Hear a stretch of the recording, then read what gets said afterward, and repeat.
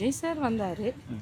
அவர் வரப்போ அதுக்கு முன்னாடி வரலும் நார்மலாக தான் இருந்தோம். அவர் வந்ததுக்கு அப்புறம் தான் எல்லாரும் கொஞ்சம் க்ரௌட் ஜாஸ்தி ஆயிடுச்சு.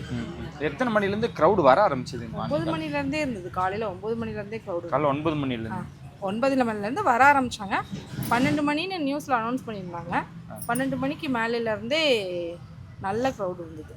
ஓகே. எப்போ அவங்க கொஞ்சம் ஓவர் ரியாக்ட் பண்ண ஆரம்பிச்சாங்க? எந்த டைம்லேருந்து இந்த மேலே ஏறது? 6:30க்கு மேலே 6:30. அவர் வந்துட்டாரு, பைபாஸ் வந்துட்டாருன்னு அனௌன்ஸ் பண்ணதுக்கு அப்புறத்துலேருந்து தான் கொஞ்சம் ரொம்ப எல்லாருமே எக்ஸைட் ஆகிட்டோம்.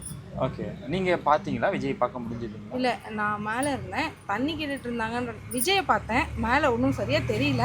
கரெக்டாக ஒரு மரக்கிளை மறைச்சி வச்சதுனால நாங்கள் அவரை பார்க்க முடியல.